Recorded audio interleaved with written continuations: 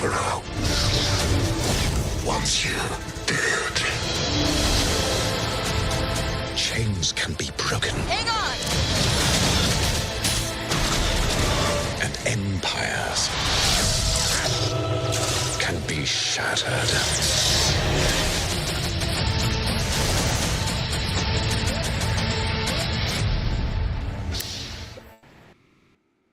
There's so many good scenes in that trailer. Yes. Just makes me really want to watch it. Okay, welcome to Galaxy Bound podcast. We are talking about the Maul Shadow Lord trailer, and we literally just watched it. So, I guess just initial thoughts from you guys on what they show in this trailer. Initial thoughts is it looks really, really good. I mean, I said like the animation looks really cool. I think like the style of like rigidness to the animation like makes it really like kind of unique and like dark and like I don't know, like it's kind of I keep using the word rigid, but like it just looks really like rough style kind of like animation, which makes it cool. I also really like I guess the focus of like this is like a hero story but of a villain. Like it's like Maul's like journey to try and take over, or not take over, but like get revenge back against like the Empire, but he is doing the same mission that like like Jedi's are doing too. Yeah. So that's kind of a cool concept of like he has like the same values as and missions as like what they are, but he's like doing it at like a solely different purpose, like all about like the anger that he's got towards it. So that's kind of cool. I definitely think there's like some cool new like characters and new planets that just look really, really awesome. So yeah. I think it looks freaking sweet. I got chills at the end of that trailer. That didn't happen the first time I watched it, but I think with my headphones on, like before I just watched it on my phone, and now I have headphones on, and that just hit a lot harder. The sound design is so good, even just in the trailer. But yeah, the art style is like it's the Clone Wars art style, but there's some kind of like almost like watercolor, like grunge style to it that is interesting, and I don't know how I feel about it yet. Like I think it looks cool, but I don't know if it would like kind of get old like after like an episode. I don't know. Yeah, I think go ahead, Spencer. I kind of feel like it's probably just for this show. Like it's just a stylistic choice for this show. What do you mean? Like, I don't feel like they'll make every single show with this little grunge. Oh, yeah. style. No, I think it is Well, no, I like don't- special I didn't for think Maul. that. Yeah, Yeah. like I don't think it's the animation going. But forward. Brad, do you mean like you might even get like sick of it after just one or two episodes and like halfway through the series be like, this I hate this art style now. Yeah, I don't think I'll hate it, but I just think since it's so stylized, Yeah. and like in this trailer, like you don't even really notice it unless it's like pretty close up shots. And part of that I think is just the YouTube quality of like the compression, because it almost just looks like it's super compressed. But yeah, I don't know. Like the lightsabers, you can definitely see it on the lightsabers. Yeah. Almost like it gives it like a unstable like Kylo Ren lightsaber look. Yeah. Which is cool, but like I don't know. We'll have to see. Yeah. Yeah, Star Wars Explained kind of like shared that he thinks like maybe the artistic choice for this was to symbolize like the unstable or like the instability of like Maul's journey in this like time is like it is very unstable like mentally and emotionally, and so like they wanted to depict that through the art style, which I thought that was a cool idea and I'm sure theory. that's true. Yeah, I'm sure that's true. Yeah.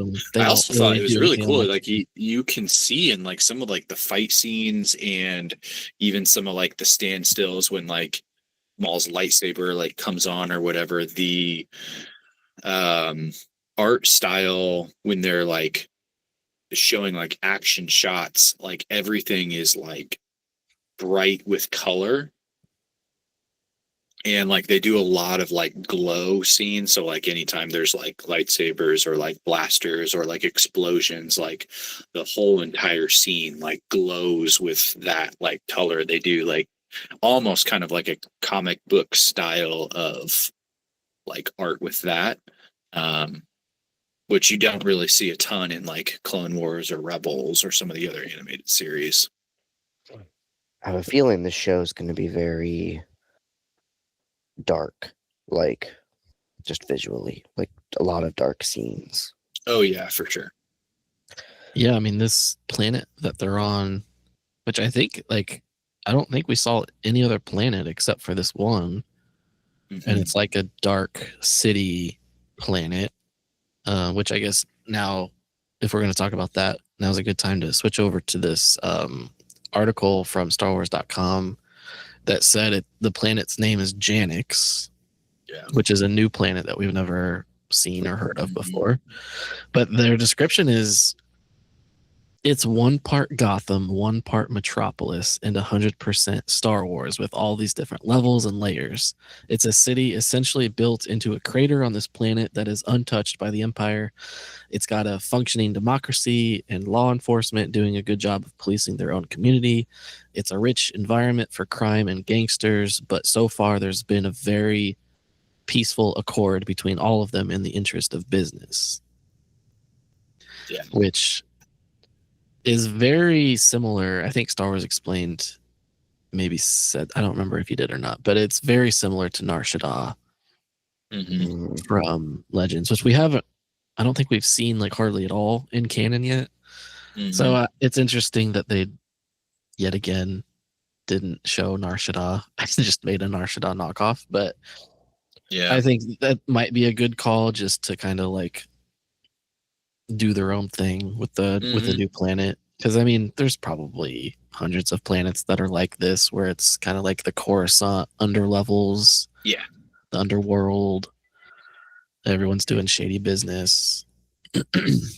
But it looks the trailer like showed a lot of cool like crime things that you like kind of could recognize. Like they showed like a couple scenes of like the Pike Syndicate, and I don't think that like the character specifically we know, but I mean, you could tell it kind of looked like.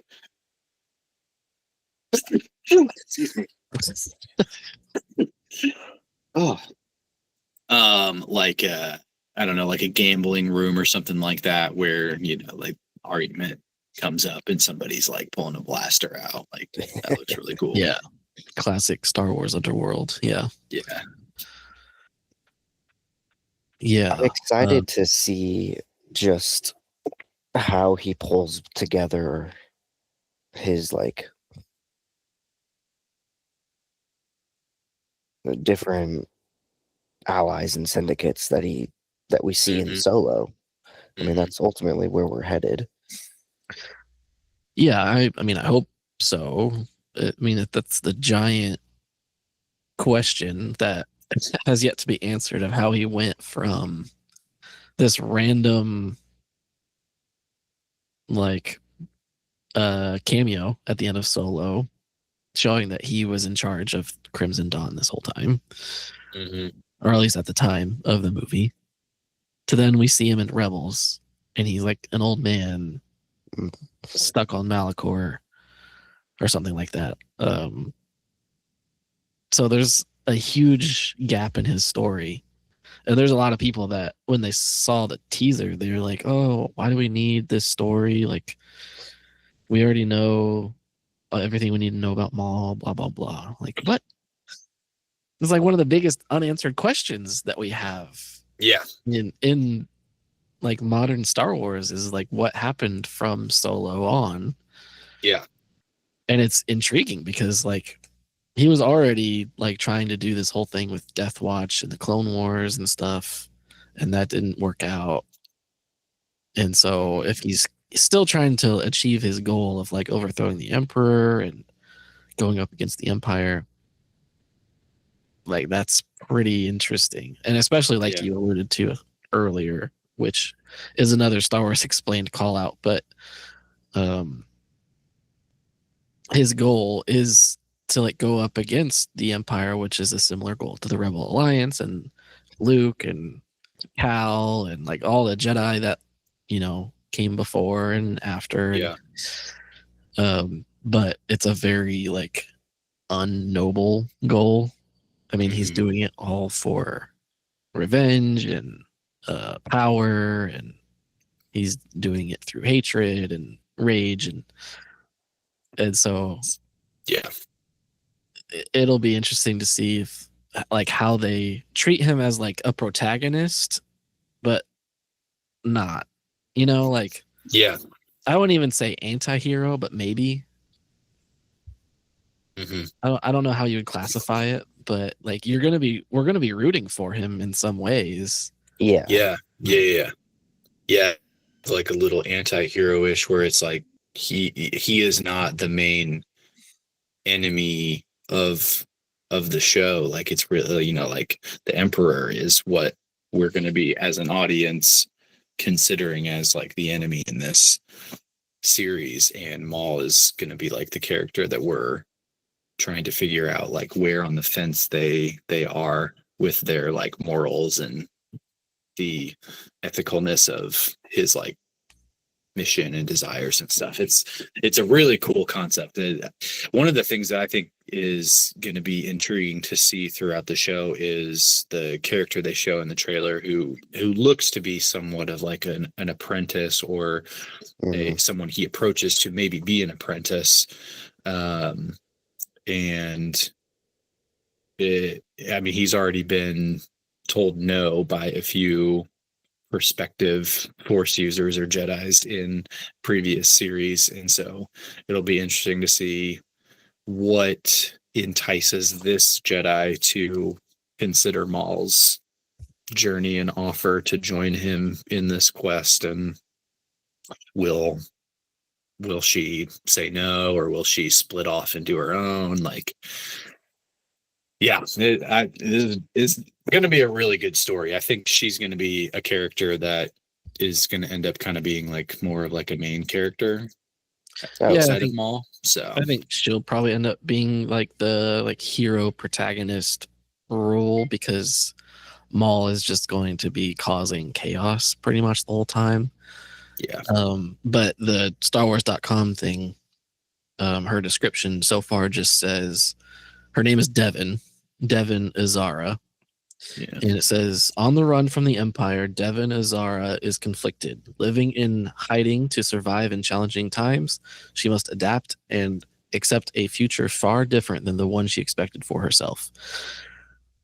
So, I mean, it's pretty much confirmed that she was a Jedi, probably a Jedi Padawan of some kind. And I think that other like alien species Jedi, the older lizard looking guy. Yeah, I think it's implied that he was like her master or something like that. Yeah. Yeah, I think we'll probably see him die probably in the first episode. Yeah, I would kind of assume that too. I was wondering while watching this for the like third or fourth time, how much of what we see in this trailer is the first episode. Probably 75% of it. I hope, because I don't like. There's some lightsaber battles that you would assume would be like the climax of the show, but Hmm. I want more and different.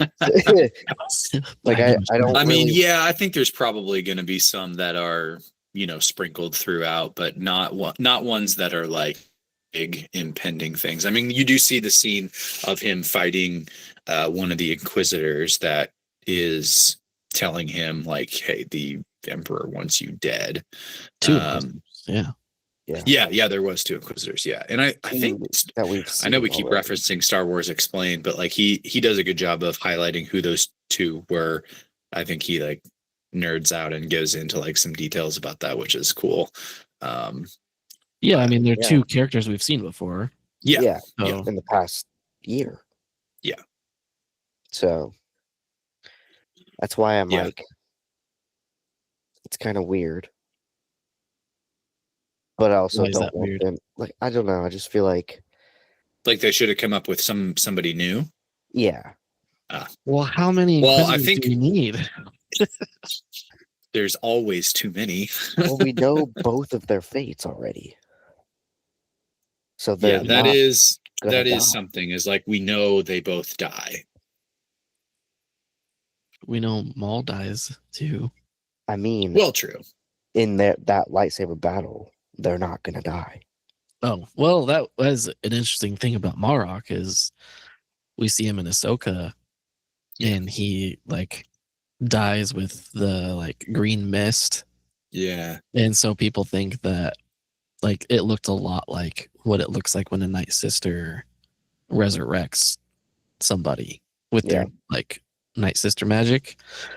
And so I wonder if a lot of people are suspecting that he died. I mean, this is before we even see him in this trailer. People have suspected that he died before we see him in Ahsoka, which is like way later down in the timeline, like after the Yeah. Empire is gone. And so maybe this is where we see him die the first time. Mm-hmm. But then they would probably need to show him be resurrected because they didn't actually show that. So I don't know about that, but I don't know like if we need to see them like if we needed to see them die. No. Like they could still have really cool battle scenes and somebody doesn't die. Yeah. Yeah. I just feel like it. Spencer just wants death. I just want a good story, and I don't feel like for the characters that we're seeing, it needs more death. If they don't die, I guarantee that there's going to be some like surprises of characters that they didn't even show in the trailer. I hope so. That's what I'm saying. Well, I feel like there's a rumor going around that like maybe Vader will be making an appearance in this show. I could see that likely because why not? Well, why not? But also like he is jealous of Maul, or I guess of Obi-Wan in relation to Maul. So like the chance of killing him would always be a priority. Oh, can you imagine if we got a Vader Maul fight? Yeah, I mean, we had a whole podcast talking about that concept because it did happen in Legends. That would they have if they do it, they have the potential of that being one of the coolest fight scenes in like all of Star Wars. Yeah, like two of the like elite fighters. Oh, that'd be so cool. Yeah, I mean, I think it's pretty likely. It'd also be using like I don't know. Like this okay, I'm excited now. Okay. Another cool thing that that I point out about the trailer is the characters that are like the law enforcement crew that are basically like hunting Maul on like a wanted poster. And then on the other side of that too, you have like the transition armor between this like the clones to the stormtroopers in this like in between design that's like not quite stormtrooper armor, but it's Yeah. like, yeah, I thought it was really cool. I didn't notice that the first time I watched it, and then like second time through, it's like, oh, those do look different. It's those same ones from the Bad Batch. Yeah. Yeah, the TK troopers. Hmm. So it's Yeah, probably in which the I guess same you haven't ballpark. seen the last season of Bad Batch, but yeah, they show those a lot in that. They showed them in season 2, though. Maybe a little bit. I wonder if you should like catch up on that before this comes out, because it's Yeah, the same maybe. like era. Yeah, I probably should. Um, Yeah, I'll do that. Yeah, it's an easy watch. Mhm. But yeah, like I wonder if it's gonna be a multi-season show, and if they do have him face off with Vader, like would that even be in this first season? Because Mhm. I almost just wonder if that's what causes him to like go into hiding and get like trapped on Malachor, and Mhm. like that would make that would be the only thing that makes sense. Like that's where they fought or something like that. But I don't want this show to be so short. Like we only have 8 episodes and they're like a half an hour long. No, they're 10. There's 10. Oh yeah, there's 10. You're right. But they're only half an hour long. Yeah. So So dumb. it's going to be short. Yeah. And they're releasing them in twos, which is good. That'll make it go faster, but I think it's probably better just to have it a longer experience. I wonder if they're like in 2-episode arcs that like kind of fit together. But Yeah, I personally don't like the 2 episode pattern because I do like the idea of just like having an episode and then a week to kind of like digest it and like anticipate the next one. But this really, if they're only a half an hour long, then it really just kind of is like 5 1-hour episodes. yeah, I mean we've talked about this multiple times, but I'm like 50-50 on that whole thing. Like if it releases like one, even just 2 episodes, like if everything doesn't come out at once, it just puts so much pressure on the episode week to week. Yes. So if it's like a weaker episode, or if like something happens that someone doesn't like, or like the internet doesn't like, then it's just a huge deal and people freak out and they judge the show on like that one thing alone. And then like the next week it'll like be a palate cleanser. We used to have 25 episodes long. Like they would take like an entire half a year for like the show to run like once a week. Not necessarily in the Star Wars world, but like shows used to be like that. And like not every episode was like a 10 out of 10. You know, like there were filler episodes. There were episodes that like helped develop like side characters or like planets or like whatever. Like sometimes those can be beneficial because you can give some other parts of like some extra highlight and uh, some like background concept to it. But now I feel like they have to like cram everything in and like speed along through the story because there's only 5 episodes or 10 episodes or 8 or whatever it is. Right.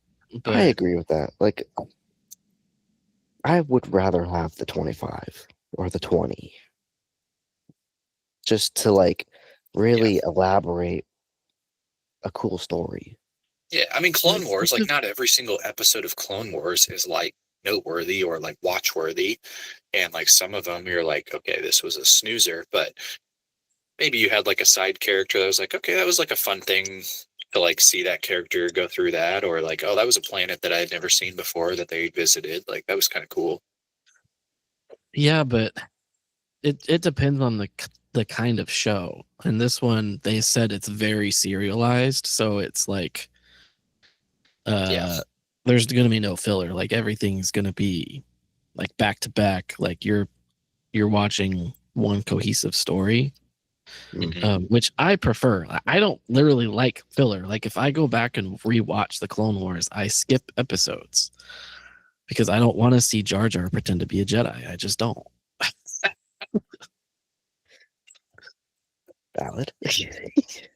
But like in a show, like if you're comparing like to old TV, that's like, like The Office, Yeah. or something like that. Like, yeah, that's a different type of show where like, yes, there's an overarching story like per season, but like the whole premise of the show is like their lives, you know.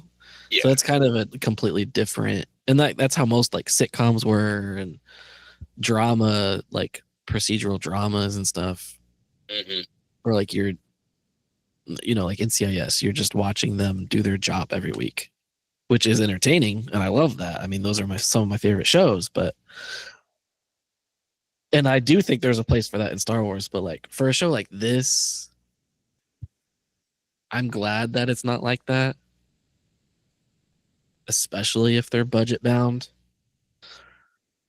So, I don't know. Yeah, that's fair. But I would love if they like had a show that, you know, was like 24 episodes like the old days, and Hmm. I mean, yeah, like the Clone Wars, but just, you know, maybe not have Jar Jar. Because even Rebels has filler episodes that are like, and I don't mean filler as like necessarily like a bad thing. Just like you could probably skip it and you'll be fine. But Yeah. it's entertaining still.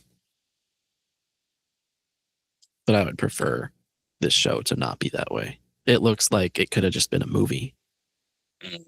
so far from what we've seen in the trailer. I don't know. Yeah. And just how short it is. And I kind of wish that it was a movie because that would be pretty cool. Like if we could see this in like the theater. Oh, Yeah, that'd be sweet. Yeah. You get more hype around it from casual people. a Star Wars animated movie. Yeah, how have they not done that since the original Clone Wars? It just kind of surprises me, especially with how high quality this is now. Yeah. Like some of the like lighting and stuff in these shots is just Oh like yeah, even better than like some like Pixar stuff, I would say. Yeah, we're getting SpongeBob movies that are like high quality animation. Like give us Star Wars movies. yeah. Yeah. Yeah, this is way better than the SpongeBob movie in terms of quality of all kinds, probably. Even though the new SpongeBob movie has Mark Hamill in it. It's true. The voice actor goat. Yeah. He's probably having the time of his life.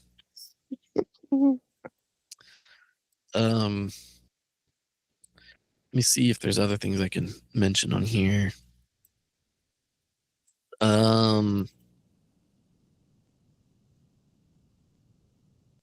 I think, yeah, the executive producer and supervising director is the same one as Bad Batch, Brad Rao. So that's really good. Just because it was, people have been begging for him to come back for like another animated show just because of how everyone loved Bad Batch. And so I don't think they confirmed that when they announced this show that it was him, but I could be wrong about that, but I'm glad that he's back.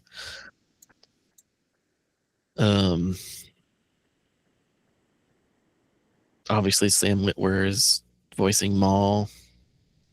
Perfect. Another goat. Wouldn't want it any other way. Yeah, imagine if they did get someone else. Oh, I'd revolt.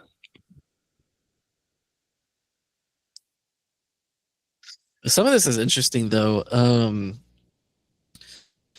In this section talking about some of the nuances of like Sam's performance, they say we're having the best time working with Sam Witwer. He brings so much depth to the character of Maul, and with his knowledge of Star Wars, he's been a really awesome collaborator to keep Maul authentic for us. One moment from the trailer sees Maul taking part in a tea ceremony, a moment of calm contemplation for a character usually known for ferocious combat. We're, all of us, including Sam, surprised at the new facets that we're finding in Maul on this show, which we're sure the fans are going to be delighted with. And then it says there was a moment in the animation where Maul is conducting the tea ceremony with Devin, and you can see the nuances in Maul's performance that Sam Witwer learned while he attended an actual tea ceremony in Japan. Ooh. That's cool. Yeah. Which I'm not surprised. I figured he was going to be like super into like basically helping produce the show. Yeah.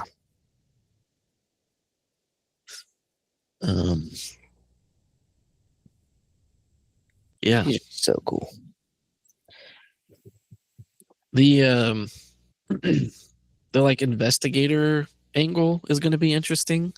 I mean, we didn't see anything related to like the Emperor or Vader or anything. Like the closest we saw to the like anything related to the Empire was just the stormtroopers. Yeah. And that scene where he like throws his lightsaber and cuts all three of them in half.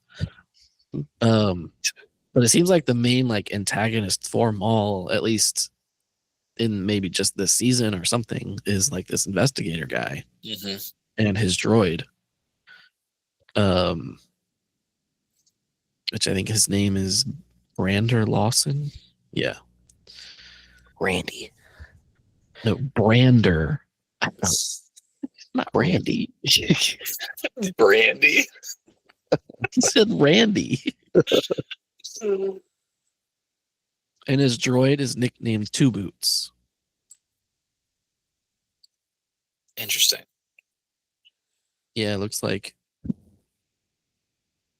it's 2B0T, but nicknamed Two Boots. So yeah, I'm sure they're going to be chasing them down, but like, he's not working for the Empire necessarily. He's probably working for just the like local police because Maul probably did something that he wasn't supposed to. Right. Yeah. Maul doing Maul things, and so yeah, you can see on one of the frames of the trailer there's like a wanted poster of Maul's face. Yeah. So we know that the Empire's hunting him down. We know that the local police are hunting them down. So he's a very wanted man. Yes. So I wonder if like part of that, like he like finally gets close to what he wants of something, and then like of all the people that gets him is the local police, like the lowest of the low authority. Yeah, that would be funny. Yeah, that would just be perfect for Maul's fate in all of this. Is just him getting arrested by a local sheriff. Or he somehow like convinces him to like join forces with him. Because I know like one of the like the motivations of this planet is that like it's untouched by the Empire, and maybe he somehow tries to entice the law enforcement of like, do you really want the Empire here? I'm trying to help you stop that. Could be an angle. Yeah, that's true. I mean, the other angle is just to convince him to leave. Yeah. But which I would assume he would. Like, I wonder if the whole planet or the whole show is just on this planet, or if he does end up leaving. And like, I would like be you said, shocked like, if it was all on one planet. This is just the first 1 or 2 episodes, maybe, and then he does eventually leave. I don't know. It seems kind of elaborate. like this law enforcement thing. Oh, like the Yeah. shots that we saw in the trailer of him Yeah. chasing. Yeah. Yeah, I'm sure that's going to be a big portion of it. I don't know. Yeah. Overall, I'm pumped. I think it's going to be good animation, good story, good characters. Like everything so far looks really like top tier. Yeah, Yeah. This could exactly. end up being one of the best. Yeah, what we've wanted for a while. Yeah. Without knowing about it. Well, we wanted this some kind of story related to him. Yeah. And we also have wanted the next animated series after the Bad Batch ended, which is why I'm really hoping that this is a multi-season show, but there's a big chance that it's not, unfortunately. But Yeah. at least it'll be good, I hope. Yeah. Well, I guess we can wrap it up there. We kind of covered all of our like predictions, I guess. I mean, we talked about Vader. Do we think Palpatine shows his face? Mm, I mean, that's his ultimate goal, is to get to Palpatine, but he got a good smackdown in the Clone Wars, so Yeah. I don't think we see Palpatine. If we do it, I don't think it'll be. I big- think they set it up for a season 2. I think he gets close but it's not close enough, and so they set it up for a second season. I hope so. I hope Yeah. it ends up being multiple seasons. I mean, I think Yeah. this is a good story. Like Maul is a good character to do that with. It's a safe character. Going back to what we talked about on our last podcast episode of them wanting to do safe things. Like this is one of the safest things you could do, is a show about Darth Maul, Yeah, and just set that up for a multi-season story. I think that Mhm. would be really smart. But yeah. yeah, Yeah. we'll see.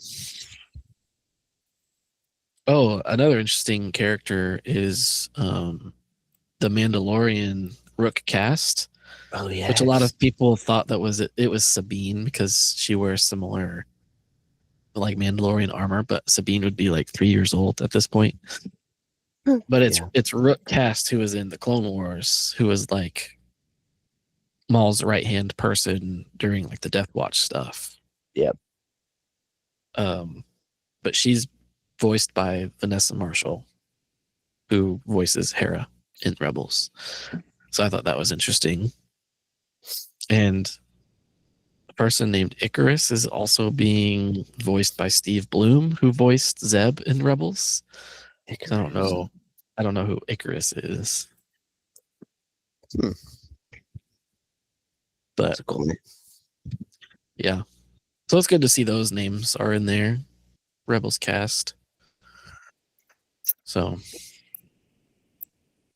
this was our review of the Maul trailer. We're looking forward to it. We are going to do, hopefully, I mean, the plan is to do the weekly reviews for every 2-episode arc on this podcast. So I guess look forward to that. The first one is April something, April 6th. Yeah. Which that's going to sneak up on us or up us. Let's call back to the last episode. Yeah. I should clarify that.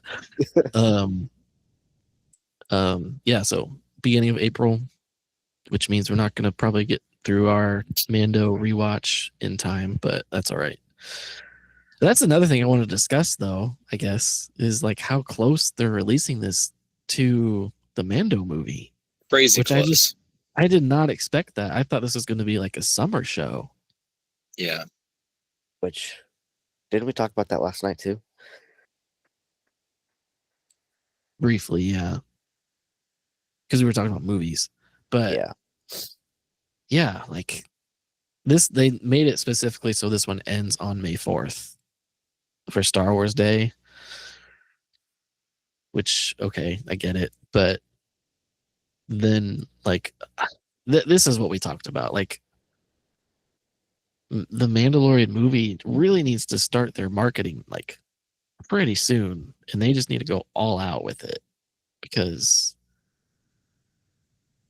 with this airing during that time, I just feel like that's a. I really hope that's not going to be another Solo thing, you know, where they just drop the ball in marketing. People don't know about the movie. They don't go see it. It flops. Disney, Bob Iger gets mad. I feel like people know that that movie's coming out. I don't know if they do. I mean, they have a lot to like not necessarily convince people to go see it, but like you're going from a show to a movie. And if you see a commercial, there's just be like, oh, there's a new season coming out. Or Yeah. the You know? other people be like, I have no idea who this is. Because they've never seen the show. Well, yeah, I guess that would be a more rare situation. I mean, even if they've never seen the show, I'm sure that they know about it.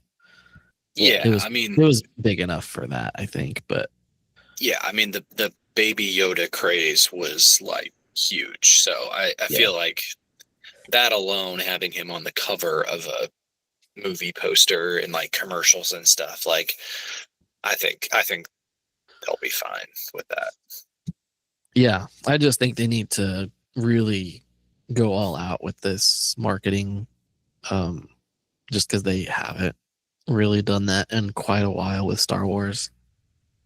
You know, get the ads going on TikTok and Yeah. Instagram and commercials. Like, I really hope they drop a commercial for the Super Bowl. I mean, that's going to be huge. Yeah. I think really should do that. That would be a perfect. Huge wad of cash. Well, Well, they yeah, got it. but they need to. Yeah, they got it. It's Disney.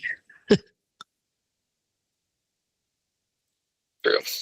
They're gonna have Marvel stuff on there anyways. Like Yeah. Disney's gonna be like more seen on that. Yeah, I think I saw they this are doing commercial break. 6 commercials of 6 different Marvel things coming up. Like they're doing a Doomsday commercial. They're doing a I'm not going to be able to name the other 5, of course. Probably Spider-Man. The new Spider-Man. I don't remember the other ones. Yeah. Yeah, but that's 6 commercials. That's crazy. They're like $5 million each. Yeah. Yeah. That's crazy. So they can afford to get a Star Wars, especially if it's coming out before all of the Marvel movies are. Like that should be their priority right now. Yeah. Especially since they haven't had one in theaters since 2019. I don't know. I just get a little worried about it. Yeah. They're just kind of weird with their marketing sometimes. So, yeah. And having this show air during that period of time is just a strange choice. Mm-hmm. But I'm glad it's soon rather than later. We don't have to wait too long for this show to come out. So, super excited. Yeah. All right. Well, that's that. I might paste last night's discussion onto this one after this point, just because it was like it was a good discussion, I'd say. Yeah. I'll leave out the last hour of it just being Marvel stuff, but you guys talked that long? Yeah. We talked about a lot of stuff. Dang. Yeah. But not about this. Yeah, we left all of this out and we were just like hopeful that you were going to join, and then we were talking about the new Old Republic game. And like I wasn't even recording at first. I was like, okay, let's just hit record and just make it a thing. And then Nice. we just kept on talking. So I guess I'll say now, if I end up using that, that was from last night. This going forward, videos from last night of us talking about Fate of the Old Republic game and some other things that we got sidetracked with. So we're talking about how the Fate of the Republic could fit into canon, as well as Knights of the Old Republic remake, how it could fit into canon as well, and what would need to change for it to, like, what wouldn't work, I guess, or what would need to change from the original to make it work in canon, right? Yeah. And you mentioned not necessarily the game itself needing like- to change many things, but the stories that came least- after the game. At least thinking about it at the top of my head. I was like in the middle of like going through things in the game. Yeah. And everything I kept thinking of is like Revan's story and how it was like changed after the game came out in like the books and the Old Republic game. Mm-hmm. For me, as a one-time playthrough of KOTOR, but a many times playthrough Rookie of numbers. the Old Republic. I think I'm at a lot of hours. And I would say I would be okay with them abandoning, in a way, his story that was created in the Old Republic. Yeah, in the book. Yeah. I would say making it more toned down and chewable for, people to like take in that story and fit it into canon. Yeah, because I mean, it was pretty simple in the game. I mean, Yeah, like it was a big mystery, honestly. You just learned pieces as you went. yeah, and the stuff that you learned before you, like, spoiler if you haven't played the game, but you end up learning that you are Darth Revan the whole time. But Which is so cool. I know, and the stuff you learn about him throughout the game until that point is a pretty simple story for the most part. Mm-hmm. He was a Jedi that went to go fight in a war, and he turned to the dark side. Him and his friend, I don't know if it was his apprentice. I think it was. I think it was just his friend. I don't really remember. But Malik was with him and also turned to the dark side. So they come back. And I don't think in the game it mentions anything about them finding anything. Maybe it does in the comics, which is also an external thing, but I think the comics did come out more closely to the game. But, it was like they were just like war torn and like changed because of the war, I think is what was implied. Right. Maybe I'm wrong about that, but that's kind of what I always assumed when I was playing the game, because you didn't really get anything about them finding anything really related to the Sith. They just came back and then eventually became Sith. Well, there was an emperor at the time, right? Not when the game came out.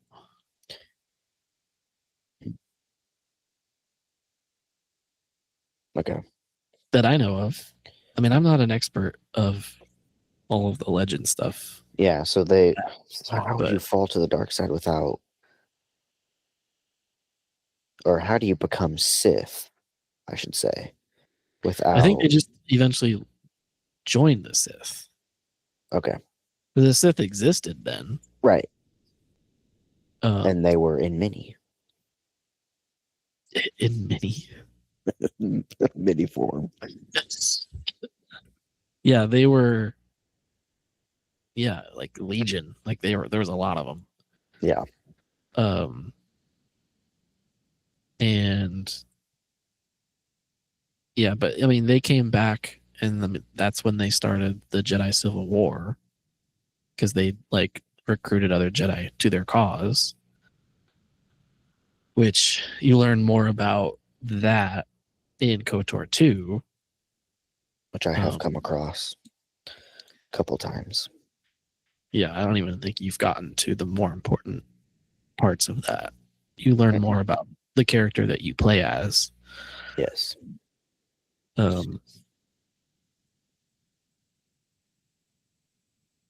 don't know if I want to spoil that. I guess No, for the don't. sake of you, yeah, I won't. But I spoiled the other game for everybody else. Oh well. It's not that big of a twist in the second one, but it's still interesting. But yeah, I think they should definitely tone down the story of Revan and not make it so grandiose.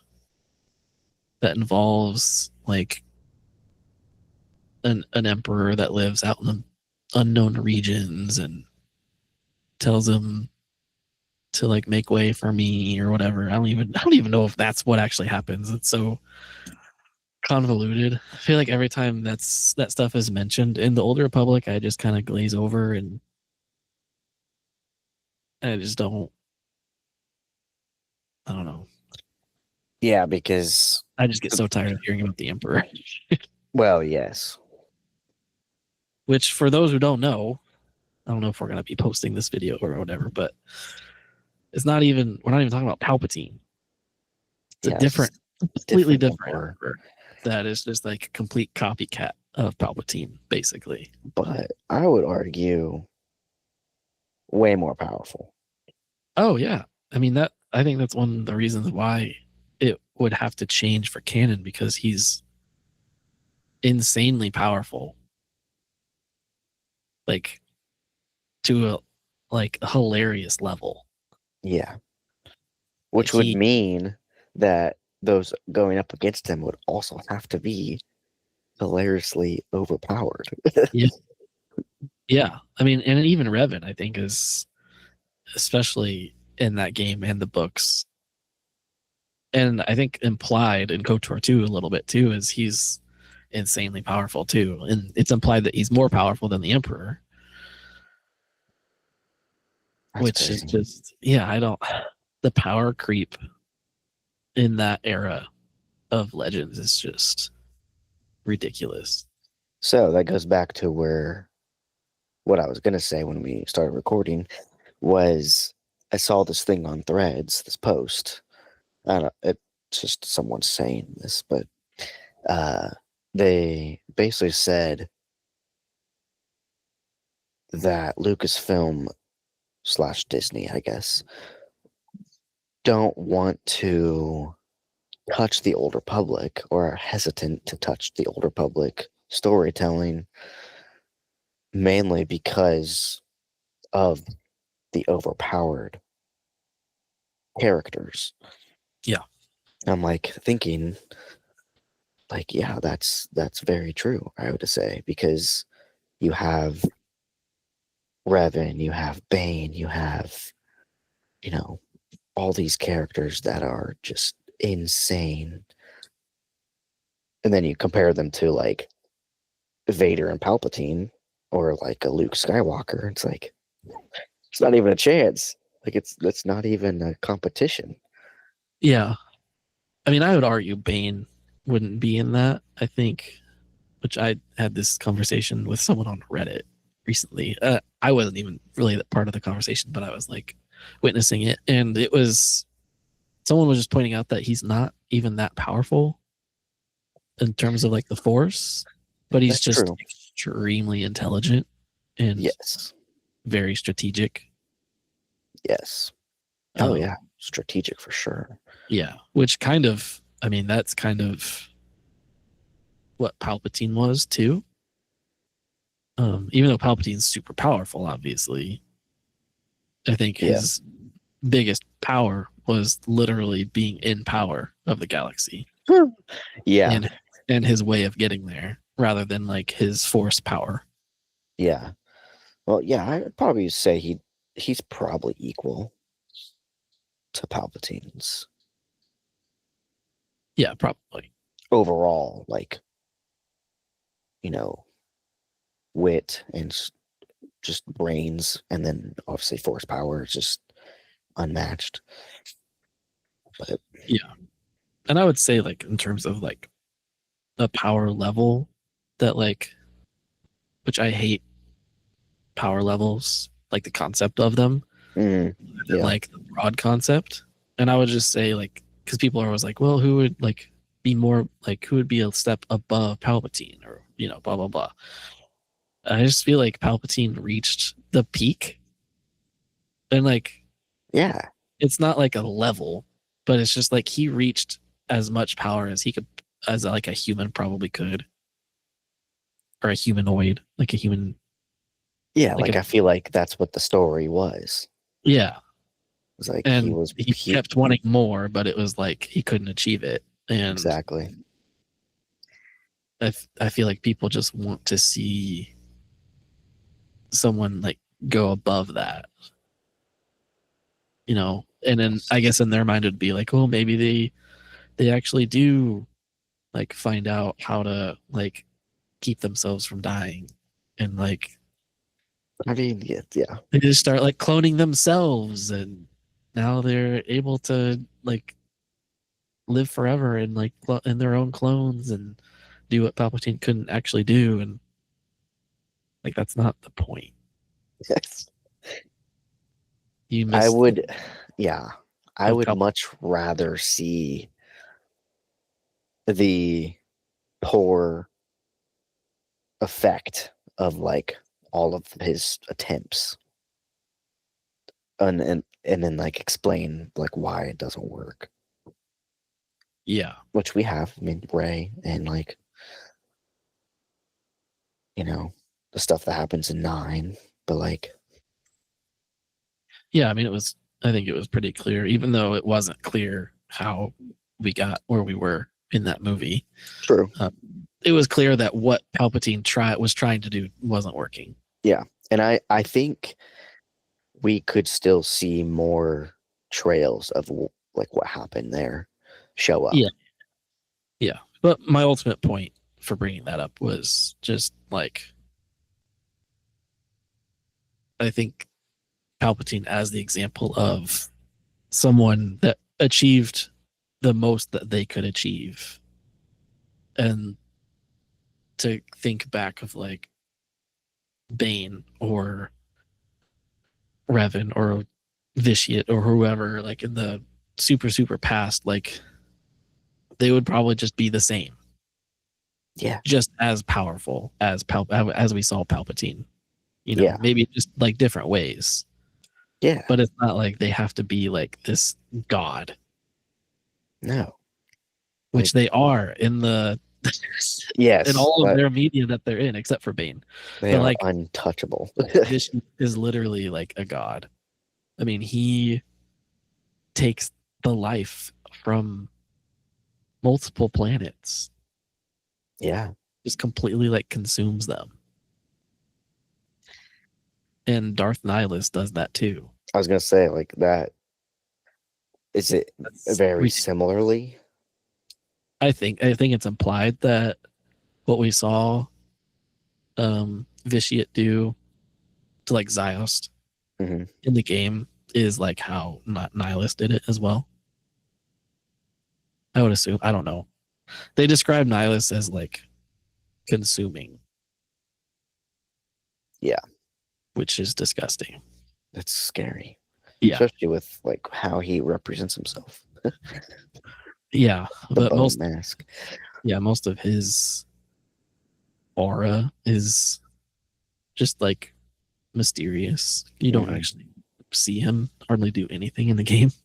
Yeah. Which is cool. I mean, You I'm just, for like, that. just hear about them. Yeah. Yeah. But yeah, I just think a lot of those, like, even like your player character in the Old Republic, like if you're a Jedi or a Mhm. Sith, or even if you're not, you're just Mm. insanely powerful Yeah. It's just in like God status, which is stupid. like It's fun for a ultimately, game, but not for a plot. For yeah, like like more. you just don't get really any struggle in the game. No, and then it's like ridiculous when you just save the galaxy for like the 7th time, but then you get a chore list as your next mission, and you have to go sweep the floors. Like, what? Yeah. Which is an extreme example, but it's just kind of the ridiculousness of video game characters and maybe a little bit of book characters as well. I mean, Luke in the books, like in the New Jedi Order era, is nearly God status, I would argue, as well. Just Mm. ridiculously powerful. But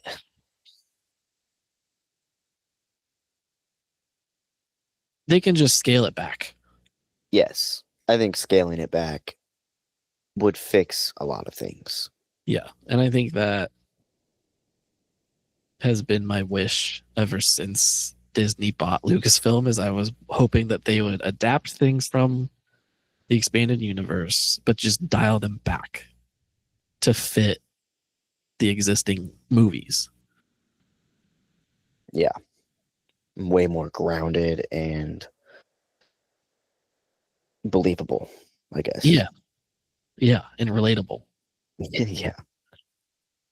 Not that like we have force powers to relate to, but like, I don't know. I relate more to Luke because he, struggles. If there was a character that just was super powerful and like doesn't struggle, or if his struggle is just with another like godly like character, like now we're just talking about gods, Yeah. which could be interesting, but I don't think that fits in Star Wars. No. No. So if we go back to how the remake of KOTOR could fit back into canon. You mentioned the Mandalorian Wars and everything. Yeah, I just don't know if I know enough about it to confidently speak on it. I feel like I would need someone to come on and help me talk through that knows more. I know people that could. Yeah. It'd be funny if I could get them to join right now.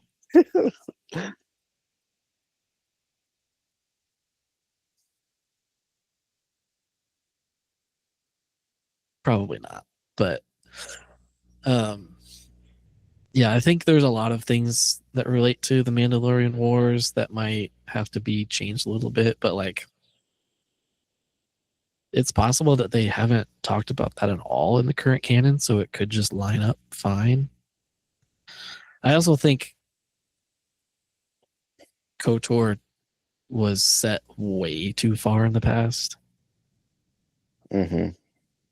And I think that's something that is going to be difficult, especially now that the High Republic has kind of outlined how the galaxy expanded and was like the Outer Rim was still considered the frontier and barely settled just like hundreds of years before the movies rather than like tens of thousands of years before the movies. Yeah, so then everything would have to be smaller scale.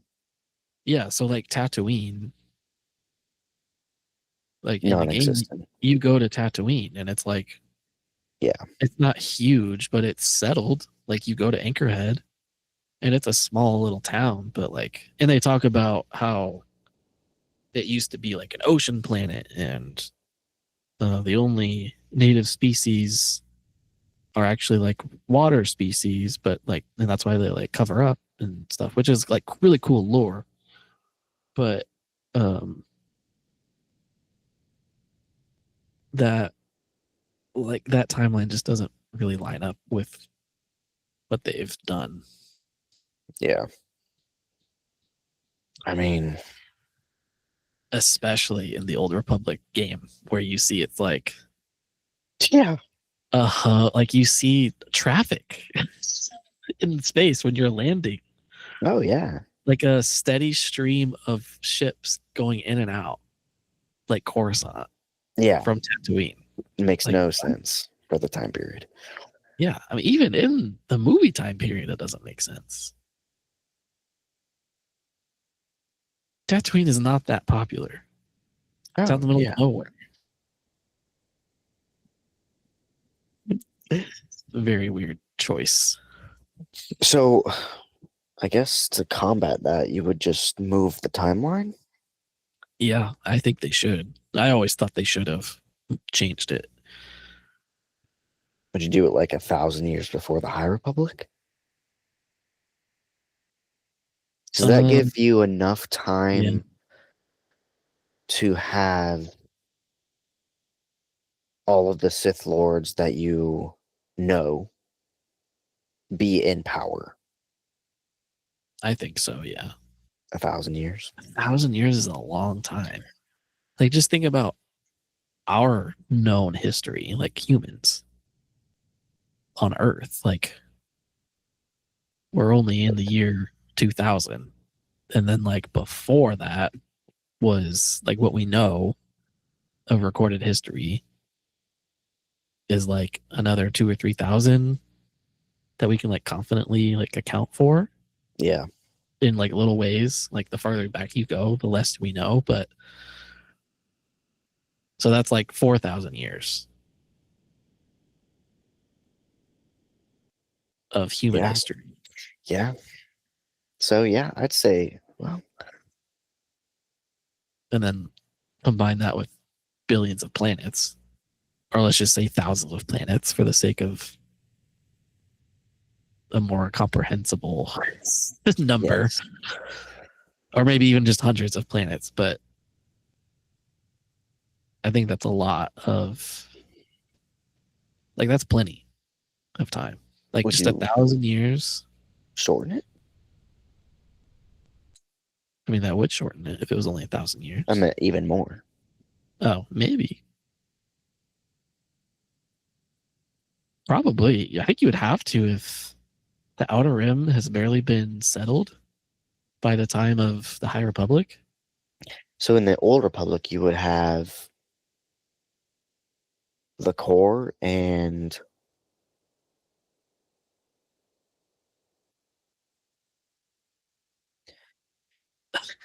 That's it. what's left?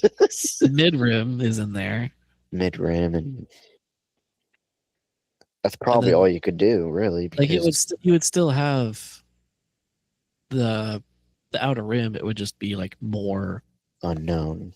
unknown. Yeah, like that Yeah. would be what they would consider the unknown regions back then. Yeah, that'd be interesting, honestly. Yeah. Yeah, I think it's cool that they did that for the High Republic, but I do think they should have saved that concept for the Old Republic and still made the Old Republic like sooner. You know, just because that does not feel like enough time for the Outer Rim to go from that to what we see in the movies. Yes, but I guess we don't see a ton in the movies other than Tatooine. Oh, you got Mustafar, you got Tatooine, Hoth. Yeah, and a lot of those are just pretty remote places. That's true. I mean, other than the obvious of them literally being remote, but like they're not super settled. Really just a mining facility on many of them. Yeah. Like Hoth didn't really have anything. No. And Tatooine still doesn't have all that much. I mean, they have the like I wouldn't even call them cities. Like I think we see Mos Espa become kind of like a city by the time of Book of Boba Fett. Yeah. And that's just because it like grew a lot in those years. But even then, it's not like it's a Coruscant. No. So I don't know. I think it could still work, and they would just need to change a little bit. But I think that's the one flaw with Star Wars. Is the one, yeah, the only one. You have the technology in Star Wars is at an all-time high in most of the movies, sort of. and space travel is efficient. Like, especially in the sequels. But you have a lot of these planets like have been explored and but like not traveled to that much in what's the word? English. um like it's just people going there to live like that, like, and filling it up. Like there's not a lot of that going on. It's just weird that the core worlds uh have all of these people, and then like you have with like all the technology and everything, and then you have like the outer rim by the time of the sequels and everything, like it's still the same.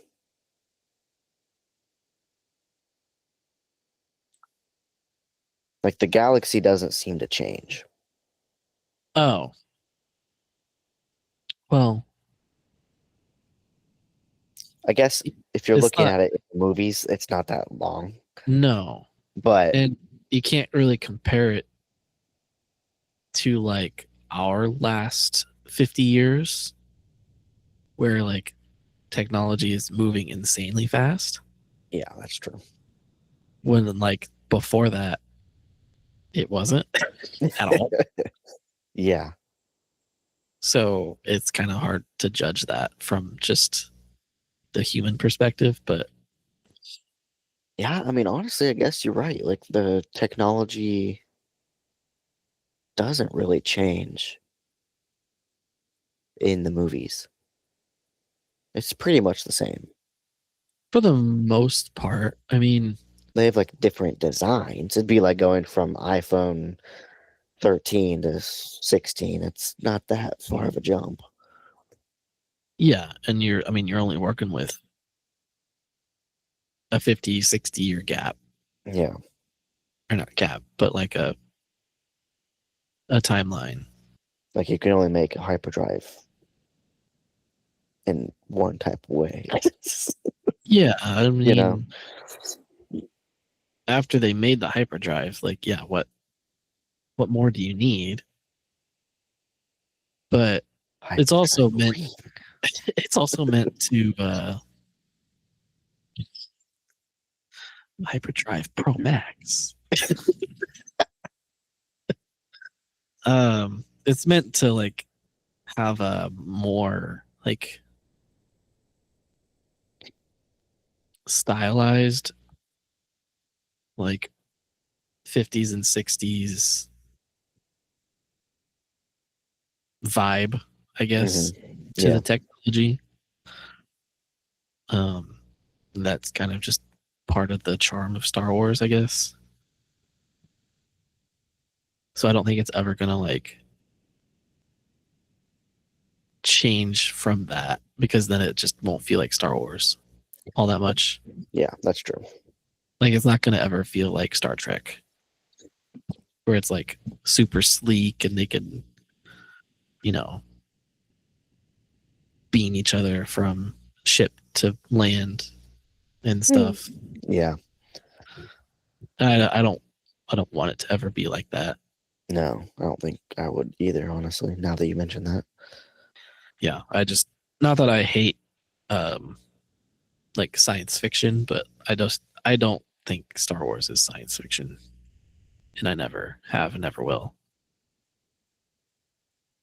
From a But genre standpoint, yeah, it's a space fantasy, yeah, for sure. because nothing makes sense from like a science perspective. Like nothing's realistic. It's not meant to be. Other Yeah. than like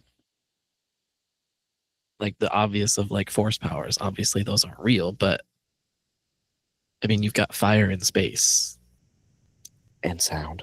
and sound. Like it, Yeah. I mean people lost their mind when they had fire in space on the Acolyte. Mm, But then you look at all the explosions that happen in the original trilogy, yeah. or the prequels or the sequel, like whatever, or like episode one, you, or not even just episode one. Multiple times you see R2 putting out fires in space. Uh-huh. It's like, okay, didn't bother you then, so why does it bother you now? No, I know why, but Yep. we don't have to get into that. Yeah. Uh,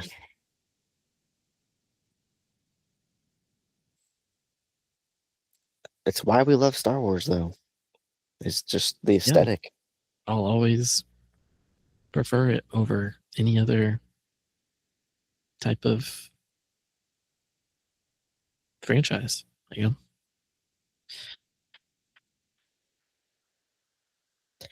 Yeah. There's just something about it. Mm-hmm. You Nothing else you like it. you don't watch or play or anything for 3 weeks, and then you're like, I need some Star Wars right now. Yeah, pretty much. So then you boot up Lego Star Wars Every time. every time. I haven't played that since I beat the newest one. Yeah, neither have I. But I mean, that would be a good one to kind of immerse yourself into it, just because you can, Do anything, really. yeah, you can just go to any planet. The vibes in that game are top notch. Really are. Yeah. So, anyways, I don't know how we got onto all of that. I don't know. We just go off on a tangent sometimes. Oh, we were talking about like the technology not aging. So I don't know how it would look in like KOTOR in canon. Like would the technology change? Like they had vibro swords. Yeah.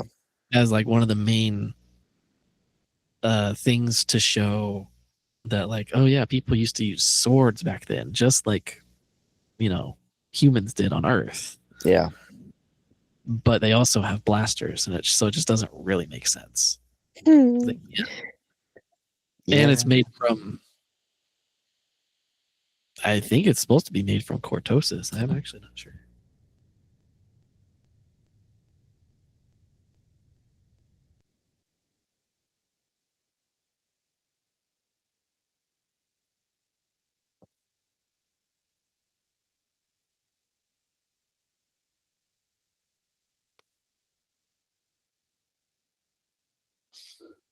They're called vibroblades. So they like vibrate really quick. Yeah. But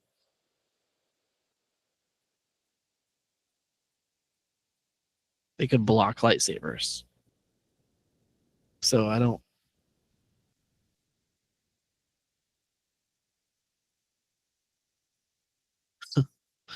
Yeah, I think they were supposed to be cortosis. Which also doesn't make sense because cortosis is supposed to disable lightsabers, not block Right. them. You're right. Unless it's a different material, I guess. Huh, Well, I mean, Wikipedia says it's cortosis, really? but I mean that's just one of those things in Legends that like not everything really lines up very well because so many people are making stuff up as they go. Yes. I'm gonna name this cortosis. Yeah, I don't think the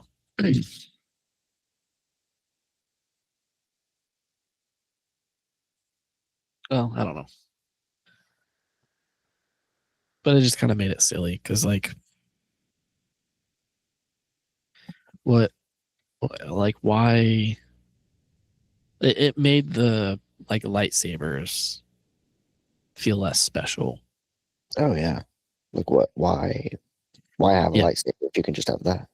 yeah, and I get why they did it because they one wanted to show swords as like ancient Star Wars technology or whatever, but they probably wanted just to have a way to fight against non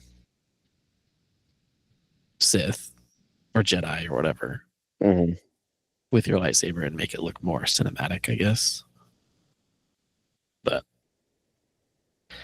just was kind of silly looking when you had blasters too. Yeah. So I never, when I played, maybe once I did, but almost never would play with the swords just because I thought it was dumb. Mm. That I always go in I've with. only used the store so far. Yeah, I mean it's smarter to use swords because you can up those skills, and then they like get Carry passed over on to the lightsaber. to the lightsaber skills. Yeah, so it's smarter, it's more beneficial to do that. But from a lore perspective, I just never liked doing it unless I was in an area where like there were a lot of people that were using them or something. But most of the time, the NPCs are like adaptive. So if you come at them with a sword, they're going to pull out a sword. Yes, I've noticed that too. Yeah. So it doesn't really matter all that much.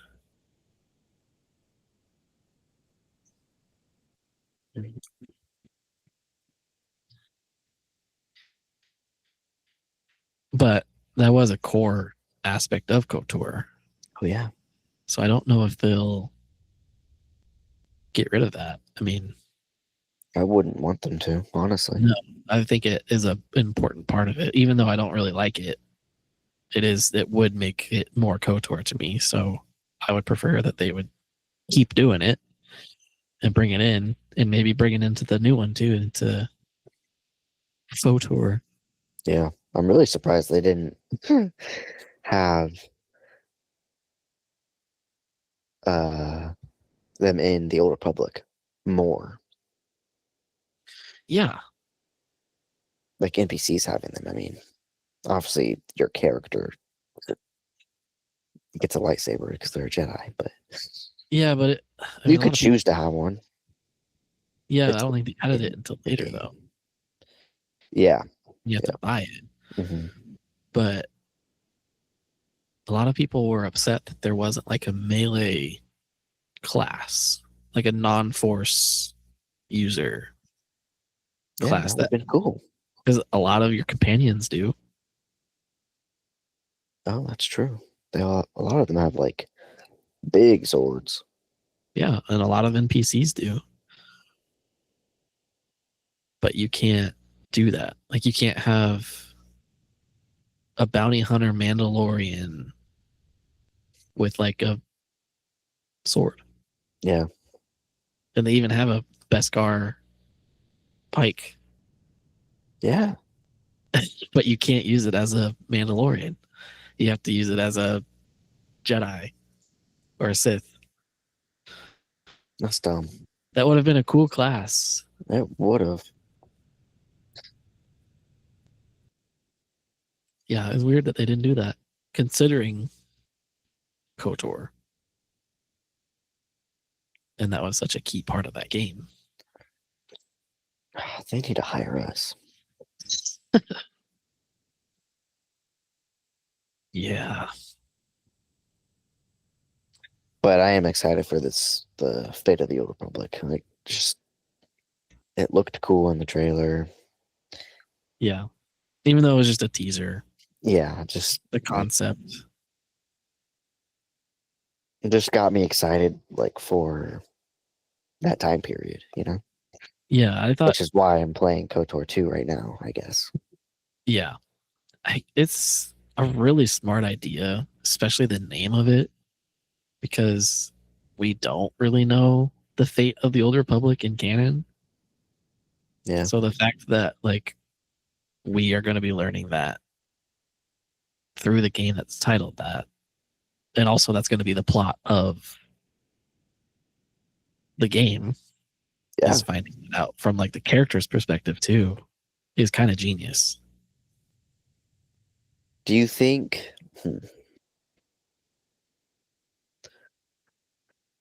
I mean, where do you think it ends up? Like, because I forget what they said in the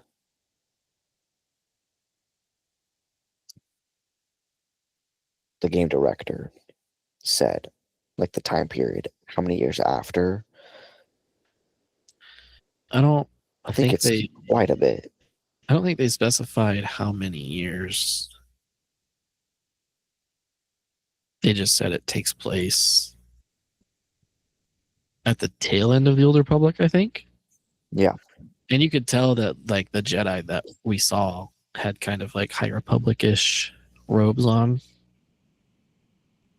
So I think it's like at the very beginning of the High Republic. Like the transition period. Yeah. Or maybe it's like in the middle of it. I don't know. And they're just like going back to find out what happened to certain things. Or something. It's honestly kind of a safe option. Yeah.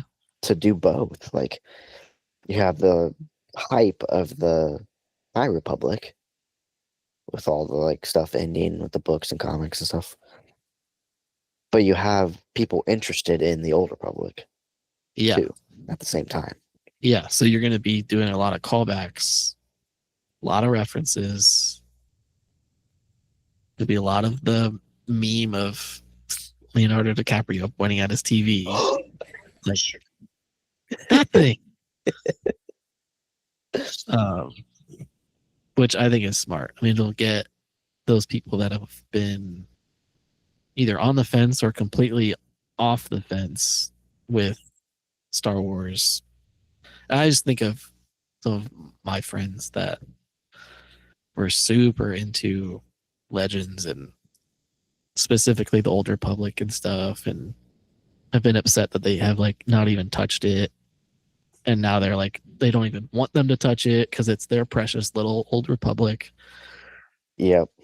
And they're intrigued by this because it could be a way of like referencing it, but not overriding it necessarily. Mm-hmm. But then we'll That's see smart. what the KOTOR remake does, if it does overwrite things. I don't know. It's going to be weird. It is going to be weird. But I think it's going to be good. Yeah, I have high hopes in it. With the studio that's making Fate of the Old Republic, I mean, they're veterans of literally making the original KOTOR. Yeah. They went on to make Mass Effect and stuff, so they know how to do things. Yeah, they know what they're doing, and they're passionate about it. I mean, they were passionate about it when they were making KOTOR, so it seems like they know what they're doing. And this is a project that they pitched. I did not know that. They pitched it to Lucasfilm. Yeah. So that makes me like 100% on board if this is what a creator wanted to make, and they're letting them make it rather than them being asked to make it, especially in the game space. That's huge Yeah, for a licensed game. that's a completely different just mindset, really, when you're like the Yeah. creative director is wanting the game or wanting to work on the game versus, you're just a contractor at that point, Yeah. just doing the work. Yeah. And I think that does happen more often than we probably think with licensed Probably. games. But Mhm. and sometimes it's just like a match made in heaven or something like Mhm. that. Like I think Yeah. that was how the Indiana Jones game came about, was they were asked to do it, but it was kind of like, hey, you guys have been making like Nazi killing games for years now. How about you do a game that hasn't been inspiring your games? Yeah. And so I think that was a good match. Like you can do good at like recruiting people, but I do think it's best when someone is already passionate about it and wants to do it and has the idea for it. And worked on previous baller titles, Yeah. then Yeah. no Which brainer. is important because I don't think they would have even been given the light of day probably if they didn't have that track record. Yeah, for sure. So that's a big part of it. But yeah, I'm really glad that Lucasfilm gave them that, because that's exciting. Yeah. Yes. I just want it now. I know. So, like I said before we started recording, I am hopeful that the guy was right and that they're going to have this released before 2030. Yes. I mean, he seemed confident about it. Obviously, that's only 4 years away. Yeah, I mean, I think 4 years is a good timeline these days. But people kept saying like it was going to be 2035 or 2040 or something by the time we'd see this game. Yeah. Because they hadn't technically started on it other than pre-production. But since they're veterans of everything and they had the story already ready to go, and I don't know. Yeah. I think they'll get it done. Well, yeah, if they've had the story ready to go, then even though it's an RPG, I mean it's going to be a huge game, I'm sure. But yeah, oh yeah, doesn't have to be. Well, I mean it's supposed to be basically like KOTOR, but like modern. Yeah. So, which I guess is kind of what Mass Effect was too. Yeah. So, I don't know. I think it's exciting. All right. Well, that's it. We will. I don't know when we'll be back, but we'll be back at some point. So, see you next time. You are listening to Galaxy Bound Podcast. We do monthly episodes talking about all things Star Wars. We'd greatly appreciate it if you'd like and subscribe or follow us on whatever platform you are watching or listening from. It helps us grow and reach more people. You can follow us on social media on basically every platform out there at Galaxy Bound TV, or check us out at our website at galaxybound.tv for links to them all. Thanks for listening, and we'll see you next time.